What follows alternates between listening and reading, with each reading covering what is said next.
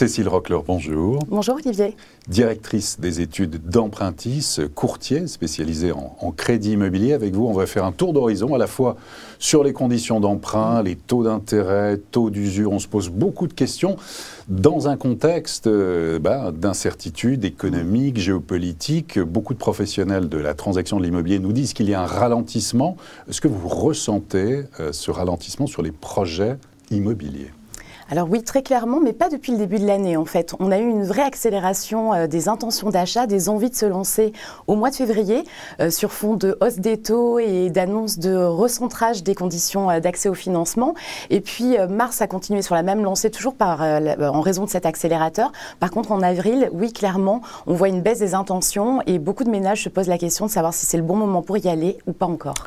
Alors donc depuis début avril, c'est ça, donc vous sentez en fait un ralentissement sur l'activité. On va voir d'ailleurs avec un slide ici que vous nous présentez, voilà. Avril, baisse, ralentissement des intentions d'achat. Commentaire. Alors effectivement, si on regarde l'évolution janvier-février, là on est vraiment sur ceux qui sont en avance de projet. Donc on est dans les calculs de capacité d'emprunt, vérifier que son projet est viable. On voit bien qu'avec l'annonce des premières hausses de taux de février, on a une forte remontée des intentions d'achat, plus 12%, quel que soit le projet. Février-mars, on voit que cette évolution, elle est toujours là. Il y a cette dynamique du marché, mais elle est moins significative. Et puis mars-avril, là on a une vraie baisse de l'activité, les intentions d'achat sont négatives et on est plutôt dans une période d'attentisme. Quelles seront les évolutions des taux et quel va être l'impact sur les prix de l'immobilier? Donc là, on est plutôt en mode stand-by sur le marché. Qu'est-ce que vous entendez en fait? On attend parce que les prix vont peut-être baisser, parce que la situation économique est plutôt tendue. Qu'est-ce que vous entendez en priorité? Alors la première chose que nous disent nos clients, c'est quelles vont être les conditions de financement.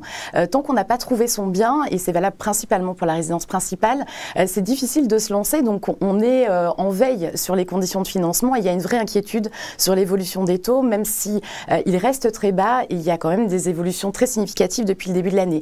Et puis ensuite, il y a la faculté de trouver un bien. Aujourd'hui, les professionnels de l'immobilier avec lesquels on travaille nous disent qu'ils ont peu de biens en stock, qu'ils ont peu d'appels de nouveaux clients et on voit qu'il y a une forme d'attentisme. Alors c'est assez habituel dans les périodes d'élections présidentielles. Ensuite, on a l'impact de la crise ukrainienne et au moins son dérivé qui est l'inflation. Quand vous avez une forte inflation, vous avez un impact sur le budget des ménages et donc il y a une forme d'incertitude. Difficile de se projeter dans un achat à 20 ou 25 ans quand on ne sait pas trop comment va évoluer son budget. Alors, on va voir justement sur notamment les profils et sur le type d'acquisition. Voilà l'évolution depuis, on va dire, décembre 2021 jusqu'à mars-avril 2022. Commentaire.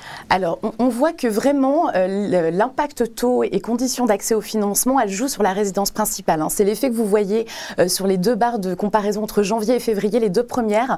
On a une très forte augmentation des intentions d'achat, encore plus sur la secondo-accession que sur la primo-accession, tout simplement parce que les secondos jouent une double opération. Ils vont avoir à vendre un bien tout en achetant un autre bien et l'évolution des taux va jouer sur leur capacité à financer l'opération alors qu'ils ont confiance dans le marché puisque aujourd'hui on a une vraie tension sur le marché de l'immobilier en matière de biens disponibles. Donc on voit que ce sont eux qui accélèrent le plus. Si ensuite on regarde la suite de l'évolution du quadrimestre, effectivement février-mars, toujours une motivation forte à aller acheter une résidence principale, c'est le projet d'une vie, un toit sur la tête. Sur les résidences secondaires, on est sur une période un peu moins faste et puis les conditions de financement, les inquiétudes sur le pouvoir d'achat ont tendance plutôt à calmer ce type de projet où on se dit c'est un achat à coup de cœur, un achat à plaisir. Est-ce que les conditions sont bonnes pour exercer ce type de projet? Et puis on voit qu'avec le mois d'avril, le retour des beaux jours assez classiquement, les résidences secondaires reprennent un peu de dynamique, mais par contre l'achat de la résidence principale, lui, voit vraiment son volume décroître. Il y a de vraies inquiétudes sur les conditions de financement et d'accès au marché de l'immobilier. Oui, on voit effectivement sur le tableau, donc là, ce qui est le plus important en fait, la résidence secondaire, on va dire, c'est ce que l'on voit en bleu marine, on va dire, qui est en haut, on est au-delà des 10% maintenant. Voilà, il faut voir au niveau du volume évidemment, et la résidence principale qui est en baisse. Alors maintenant, l'un des moteurs du marché, parce qu'on va évoquer les autres, ce sont les taux d'intérêt. Alors, où en est-on en matière de taux d'intérêt? On va voir d'ailleurs le graphique. Voilà, on avait quand même largement baissé depuis, on remonte quoi, au début des années 2000, on était autour de... On est sur 2008, on est entre 4,45 et 4,90 sur 20 ans, puisque c'est une courbe des taux sur 20 ans, c'est la durée que regardent le plus les emprunteurs, hein, c'est le point de repère. Effectivement, on a connu des années extrêmement fastes, avec des baisses quasiment constantes des taux d'intérêt. Depuis le début de l'année, on a une hausse, début février, puisqu'en janvier, on avait atteint des planchers historiques, 1% de taux moyen sur 20 ans. Aujourd'hui, alors hier, on était à 1,45 et ça bouge tous les jours aujourd'hui, c'est peut-être la difficulté. Sur le tableau que l'on a là sous les yeux, cette infographie, on est à 1,45% en moyenne sur 20 ans. Exactement. Sur 20 ans, bien le préciser. Et ça remonte encore. Oui, entre hier et aujourd'hui, on a pris encore 5 centimes, donc on est aujourd'hui en taux moyen sur 20 ans à 1,5 et ça va se poursuivre dans les mois à venir, les semaines à venir. Et puis sur les taux les plus bas que proposent les établissements aujourd'hui, on était à 0,90, on est aujourd'hui à 1,10, on a repassé la barre symbolique des 1%. Il faut savoir que les taux, habituellement, ils sont fixés par les banques dans un organe qui s'appelle le comité de taux, qui est un comité qui réunit financiers et commerciaux une fois par mois. Et depuis le début de l'année, en raison de la fébrilité sur le coût de l'argent pour les banques et le contexte macroéconomique que vous évoquiez tout à l'heure, on a un organe qui se réunit de façon beaucoup plus régulière. On a des banques qui se réunissent tous les 15 jours, on a des banques qui se réunissent une fois par semaine et on a même certains établissements qui nous disent en fait, on n'a pas de date, en fonction de l'évolution du coût de l'argent pour nous, on fera un comité de taux exceptionnel et on fera évoluer nos taux. Ça crée encore plus de fébrilité sur le marché parce que du coup, une offre que vous pourriez avoir hier ne sera plus la même aujourd'hui. Et c'est aujourd'hui extrêmement important pour un acheteur qui est en situation d'achat, qui a donc un compromis en main et qui a la possibilité d'avoir une bonne offre de banque, de la signer tout de suite parce qu'elle peut n'être valable que quelques jours aujourd'hui. Mais alors, Cécile Roclor, quand vous nous dites en fait que les taux vont continuer leur progression, si je suis acquéreur, j'ai envie de savoir, c'est difficile d'avoir de la visibilité, mais quand même, dans quelle mesure vont-ils progresser ces taux ? Alors, on a des évolutions qui sont très variables en fonction des établissements. On a des établissements qui préfèrent opérer avec des augmentations très significatives de l'ordre de 30, 40 centimes tous les mois. Et puis, il y en a d'autres qui augmentent par petites touches, 5, 10 centimes. Vous avez raison, c'est difficile de se projeter parce qu'on ne sait jamais comment va évoluer le coût de l'argent pour la banque. Et ça, c'est quand même un élément majeur dans la décision, dans la politique tarifaire de la banque. Aujourd'hui, il n'est pas improbable qu'on finisse en taux moyen à 1,70 avant l'été. Donc ça fait une augmentation de 70 centimes depuis le début de l'année. C'est non négligeable, mais on reste sur des taux qui restent historiquement bas. On le voit sur cette courbe. Hein. Oui, on est encore très loin des 4-5%. Maintenant, est-ce qu'on y retournera un jour? C'est extrêmement difficile de le savoir parce que vous le savez, le marché de l'immobilier, c'est un équilibre. C'est un équilibre entre le coût de l'argent pour les ménages et le prix de l'immobilier. Et le rééquilibrage, il doit se faire dans ce sens-là quand les taux remontent. En général, à 12-18 mois, on a un tassement sur les prix parce qu'il y a moins de ménages qui sont finançables et du coup, l'offre et la demande se rééquilibrent. Donc, il faut compter que si les taux continuent d'augmenter, on puisse avoir un réajustement sur les prix pour que tous les ménages puissent continuer à accéder à l'immobilier. Donc, si on se projette, vous nous dites 1,70% en moyenne sans doute avant l'été, alors oui. Peut-être 2% d'ici à la fin de l'année. Bon, on verra, alors, on a difficile. déjà des banques qui, aujourd'hui, dans leur barème, ont des taux supérieurs à 1,70%. Hein. Ce ne sont pas celles qui proposent les meilleures conditions. Mais aujourd'hui, on a vraiment un écart en fonction des banques qui va de ce 1,10% qui est le minimum à du 2%. Si la banque elle est plus ou moins volontaire sur une catégorie de personnes, c'est important de se rappeler que le taux, c'est avant tout un profil d'emprunteur. Et le profil d'emprunteur, c'est avant tout les revenus. Alors, on va voir un autre taux aussi qui est important, qui a son importance. C'est tout d'abord là en région, un mot sur les régions. Alors, on a beaucoup d'écarts. Ce qu'il faut avoir en tête aujourd'hui quand on se projette dans un achat immobilier, c'est que plus que jamais, c'est dossier par dossier que la banque va fixer son taux. Il y a des barèmes, mais il y a des possibilités de décote en fonction du profil et de la qualité du projet. On a de plus en plus d'écarts entre les régions. Alors, même si ça a encore un petit peu bougé dans la nuit. Oui, alors lesquelles, par exemple, sont les plus intéressantes, entre guillemets? Aujourd'hui, on reste très attractif dans le Nord, en PACA, où on a encore des taux qui sont relativement bas. Enfin, tous sont très bas, hein, on ne va pas se mentir, on est en dessous des 2% pour tout le monde. Mais en fait, on arrive à avoir des taux au barème qui sont plus bas dans ces régions-là. Après, il faut faire attention parce que c'est ce que je vous disais, ça dépend de la qualité du projet. Bien sûr. Si on va dans le grand sud-ouest, en prenant l'Occitanie, la Nouvelle-Aquitaine, on a des banques qui sont très volontaires en termes de décote et qui, en fonction de la qualité du projet, vont pouvoir descendre en dessous de ces taux affichés. Très bien. Autre taux important, taux d'usure. Un mot, qu'est-ce que c'est que le taux d'usure? Alors, le taux d'usure, c'est la ligne rouge que les banques n'ont pas le droit de franchir en matière du coût du financement qu'elles vont vous proposer. Et pourquoi je vous parle de coût de financement et pas de coût de crédit? C'est parce qu'en fait, ça prend en considération, on va comparer au taux d'usure, le coût global du financement, c'est-à-dire le taux du crédit, le taux de l'assurance et l'ensemble des frais annexes. Donc c'est la totale. Exactement. Ouais. C'est tout ce que va vous engendrer comme coût votre crédit immobilier, y compris les frais de garantie, les frais de dossier. Donc c'est la ligne rouge pour les banques, elles n'ont pas le droit de dépasser. Il est calculé tous les trimestres et est valable pour le trimestre à venir. Mais en fait, il est calculé sur ce qui s'est passé sur les taux le trimestre précédent. Et en fait, oui, donc il y a toujours un décalage. Exactement. Ouais. Vous avez un décalage d'un trimestre et quand on est dans des périodes de remontée forte comme en ce moment, tous les jours, toutes les semaines, on a un creusement en fait entre les taux d'usure et les taux que pratiquent les banques. Et ça veut dire qu'aujourd'hui, le taux d'usure est jusqu'à début juillet, il sera de 2,4%.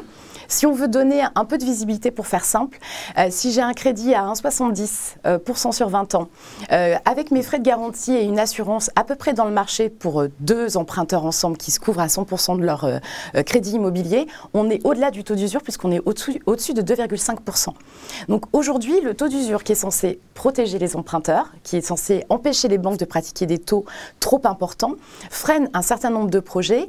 Et on avait l'habitude de dire dans le passé que souvent, ce frein, il était sur des ménages qui avaient des problèmes de santé ou qui étaient plutôt âgés. Qui est pénalisé en fait, aujourd'hui, ça peut être tout le monde. Ouais. Aujourd'hui, si vous empruntez un montant peu important pour acheter justement une petite résidence secondaire avec un budget aux alentours de 100 000 €, vous voulez emprunter sur une durée courte, les frais vont compter beaucoup et du coup, vous pouvez être au-dessus du taux d'usure.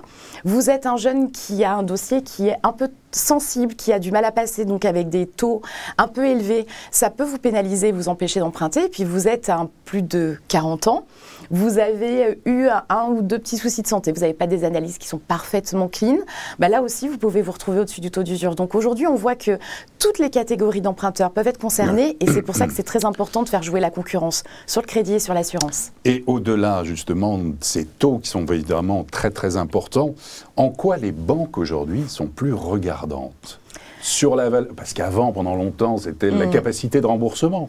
Mais maintenant, est-ce qu'elles regardent sur la valeur du bien? On parle aussi de déplacement, de carburant, est-ce que c'est vrai ou pas Alors aujourd'hui, et depuis la crise sanitaire, on est à un retour aux fondamentaux en crédit immobilier. Effectivement, vous avez raison, on a connu une période très faste où on disait que le robinet du crédit était extrêmement ouvert. On avait beaucoup de dossiers qui passaient, qui étaient vraiment très tendus, mais la banque était très volontaire. Aujourd'hui, avec la crise sanitaire, l'inflation, les risques de crise macroéconomique, les banques sont extrêmement regardantes et elles vont tout regarder. Alors, est-ce qu'il y a un critère qui peut vous faire chuter alors que tous les clignotants sont ouverts sur votre dossier? Non. Parce que ce que la banque va regarder, c'est votre capacité à rembourser votre crédit aujourd'hui et demain.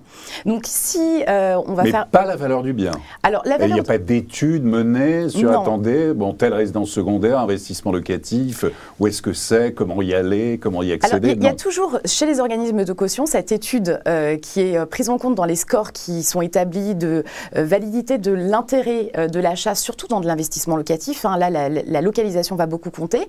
Aujourd'hui, sur la valeur du bien, on a un impact sur les DPE. Si vous voulez acheter un bien qui est en DPE neutre ou qui a une catégorie type passoire thermique et que vous avez une capacité d'emprunt qui est utilisée à son maximum pour acheter le bien et que vous n'avez pas d'évolution prévue de vos revenus, la banque va estimer que vous n'aurez pas les marges de manœuvre pour financer les travaux et que ça va poser un problème. Mais sinon, la valeur du bien intrinsèquement aujourd'hui, ce n'est pas un problème. Ce que la banque va regarder, c'est votre profil financier global. Est-ce que vous avez une situation pérenne dans l'emploi? Est-ce que vos revenus sont pérennes? Et ça, c'est des fondamentaux qu'on a, vous et moi, connus il y a quelques années.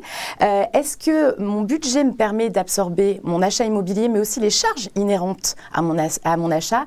La taxe foncière va encore augmenter cette année. C'est un poste de charge très important. Être propriétaire, ça veut dire des charges de copropriété, réparer une chaudière qui tombe en panne. Donc, si votre budget il est extrêmement tendu et que vous n'avez pas de capacité d'épargne et que vous n'avez pas d'apport pour mettre dans votre projet, et que vous voulez emprunter à 35% de taux d'endettement, qui est un critère incontournable aujourd'hui pour les banques, oui, la banque va avoir du mal à vous suivre parce qu'elle ne va pas être rassurée par votre profil financier. L'éloignement domicile-travail, ça peut être un sujet, mais ce n'est pas un sujet pour tout le monde. Là aussi, si on fait simple, j'ai un reste à vivre important, c'est-à-dire que ce qui me reste après le paiement de mes obligations de crédit ou de loyer est important, que j'ai du télétravail 2 ou 3 jours par semaine. Me mettre à 100 km de mon lieu de domicile ne sera pas un problème, parce qu'en fait, j'ai les moyens financiers d'assumer cette charge. Si par contre, je suis un ménage modeste, avec des revenus non évolutifs, pas d'épargne de côté, pas de marge de manœuvre budgétaire, et cet éloignement alors que le coût de l'énergie explose, là, la banque, elle va se dire qu'il y a trop de clignotants orange ou rouge, et elle ne vous suivra pas. Donc, ce qui est important, pour ceux qui nous écoutent et qui veulent se lancer, c'est de se dire qu'il n'y a pas un critère qui va faire chuter le dossier. Il y a un ensemble de critères que la banque va analyser, et préparer son dossier aujourd'hui est stratégique pour pouvoir séduire la banque, lui montrer que même s'il y a des choses qui ne sont pas totalement parfaites dans le dossier, il y a aussi des avantages, il y a un bon profil de gestionnaire, il y a une capacité à bien gérer son budget, et ça va pouvoir compenser si on a des marges de manœuvre budgétaires, même un achat lointain. Pour terminer, quand même, quelques conseils pratiques. En quoi faut-il être? Alors, vous l'avez déjà un petit peu évoqué, mais être particulièrement attentif aujourd'hui, justement, quand on est dans cette situation que l'on souhaite emprunter. Alors, bien préparer son projet, c'est vraiment essentiel aujourd'hui. Jouer la transparence avec la banque, vous faire épauler par un professionnel qui va bien sûr savoir argumenter avec une banque. Il y a des différences de politique commerciale entre les banques vraiment très importantes. Donc, il est important de consulter plusieurs banques pour être sûr de pouvoir financer son dossier, voire avoir les meilleures conditions si on a le choix des établissements. Et puis, il va falloir avoir une gestion financière irréprochable. On a toujours eu tendance à le dire, mais aujourd'hui, plus que jamais, c'est important. Et puis, dernier conseil, vous avez signé un compromis de vente, vous vous êtes lancé, vous avez une offre de banque dans les clous qui rentre dans votre budget. Il ne faut pas attendre avant la signer parce qu'aujourd'hui, on a des durées de validité des offres qui sont de plus en plus courtes et votre offre aujourd'hui sera peut-être pas celle de demain.